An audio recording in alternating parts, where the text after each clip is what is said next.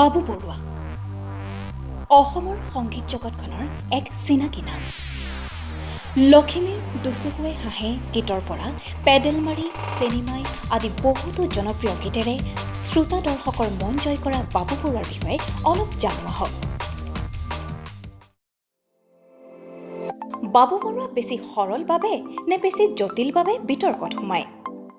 আচলতে প্ৰথম কথা এটা স্পষ্টকৈ কৈ দিওঁ, মই বিতৰ্ক মই ভাল নাপাওঁ। আজিলৈকে মই বিতৰ্কত তেনেকুৱা নাছিলোঁ। কেবৰ সময়ত বা মই মাত দিছোঁ অসম মাতৃৰ কাৰণে মাত দিছোঁ, অসমীয়া জাতিৰ কাৰণে মাত দিছোঁ। কেব বা তেনেকুৱা ধৰণৰ কিবা আহে বা অসমীয়া জাতিটো ধ্বংসকাৰী কিবা আইন আহে বা কিবা কথা আহে, তেতিয়া কিন্তু বেলেগৰ কথা নাজানো, মই মাত দিমেই আৰু মই মাত দি আহিছোঁ।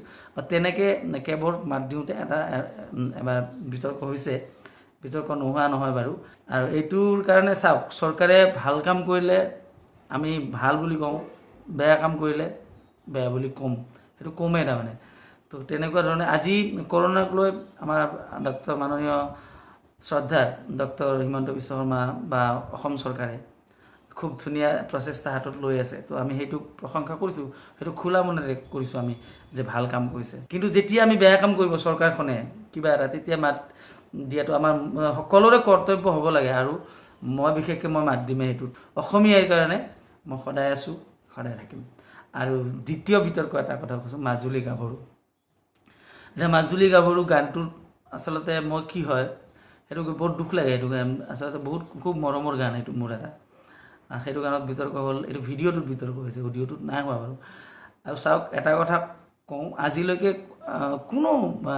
আচলতে কোনো মানুহ বুলি কৈছোঁ, কোনো মানুহে আচলতে বেলেগক আঘাত দিয়া কাম কৰিব নোৱাৰে। মই কৰিছোঁ, যিহেতু কৰিছোঁ, মই মাজুলীবাসী বা অসমবাসী ৰাইজে গানটোত কষ্ট পাইছে, দুখ পাইছে, তো তেতিয়া মই গানটো ডিলিট কৰি দিছোঁ লগে লগে। সেইটো মোৰ মানে ক'বলৈ, মই ভুল কৰিলে সদায় চৰি কওঁতে মোৰ 1 ছেকেণ্ড সময় নালাগে। যিহেতু ৰাইজে এইটো ভুল বুলি কৈছে, এইটো মাজুলীবাসী ৰাইজ বা অসমবাসী ৰাইজে সেইটো ভুল, ভিডিঅ'টো ভুল, আৰু সেইটো মানি লোৱাটো দৰকাৰ। তেতিয়াই বিতৰ্ক হৈছিল, এই মাজুলী বিতৰ্ক আৰু অসমীয়াৰ কাৰণে হোৱা বিতৰ্ক। এই বিতৰ্কতে মই সোমাইছোঁ। আৰু এটা কথা কওঁ, জটিল আৰু সৰল, মই কিমান জটিল, মই কিমান সৰল, এইটো বস্তু আচলতে সেইটো ৰাইজে বিচাৰ কৰিব। সেইটো মই একদম যেনেকৈ মই যিটো পৰিৱেশত মই ডাঙৰ হৈছোঁ, সেই পৰিৱেশতে থাকিব বিচাৰোঁ। মই তেনেকৈ উটি ভাহি নাযাওঁ। আজি অসমৰ ৰাইজে মোক জানে। মই আৰু এটা কথা মই স্পষ্টকৈ কৈ দিওঁ যে মই যিখিনি আশা কৰিছিলোঁ বাবু হিচাপত, মানে গায়ক হিচাপত, মই তাতকৈ বহুত বেছি পাইছোঁ। তো অসমৰ ৰাইজক এইটোৰ কাৰণে ধন্যবাদ জ্ঞাপন কৰিছোঁ। তো মোৰ বিশেষ আশা নাই তাৰমানে, যে মই উচ্চাকাংক্ষী নহয় আচলতে। তো মই বহুত পাইছোঁ, আৰু সেইকাৰণে এতিয়া মোৰ মানে এইটোত দুখ নালাগে যে মই এইটো গান মোৰ নচলিল বা এইটো গান মোৰ এইবাৰ হেৰি নহ'ব, কিন্তু মই মোৰ কাম কৰি যাম। আৰু কথাটো হ'ল, জটিল আৰু সৰল সেইটো ৰাইজে বিচাৰ কৰিব। মইতো এতিয়ালৈকে মই ভাবোঁ যে মোক মানে জটিল বুলি নকয়, মই সৰল বুলিয়ে কোৱা শুনিছোঁ, সহজ সৰল মই।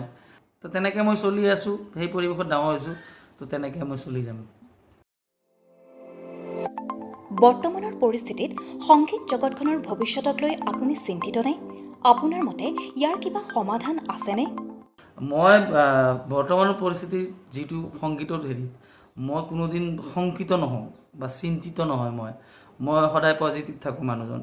মানে কি, মই এটা কথা বিশ্বাস কৰোঁ যে আজি কৰোণাই আমাক যথেষ্ট বাধা দিছে এই সংগীতৰ জগতখনত।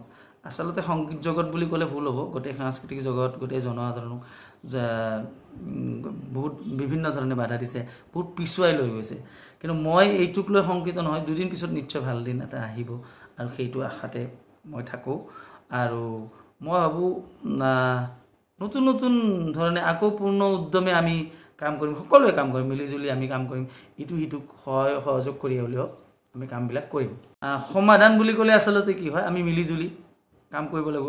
চৰকাৰেও আমাক চৰকাৰে আমাক সহায় লাগিব। চৰকাৰৰ সহায় নহ'লে অন্ততঃ এইখিনি আমি এই যিটো কৰোণাৰ কাৰণে যিটো ভয়াৱহ পৰিস্থিতি সৃষ্টি হ'ল মইতো বৰ বিশেষ একো হেৰি বুলি নাভাবোঁ বহুত বেছি ক্ষতি হ'ব বুলি বৰ্তমান ক্ষতি হৈছে কিন্তু পিছলৈ আমি ঠিক কৰি ল'ম আমি বেছি কাম কৰিব লাগিব বা মিলিজুলি কাম কৰিলে ঠিক হৈ যাব প্ৰথম কথা এটা স্পষ্টকৈ কৈ দিওঁ মই বিতৰ্ক মই ভাল নাপাওঁ প্ৰায়ে মোক মেছেজতো এতিয়াও ষ্টিল সুধি থাকে যে বাবু ভাত খালা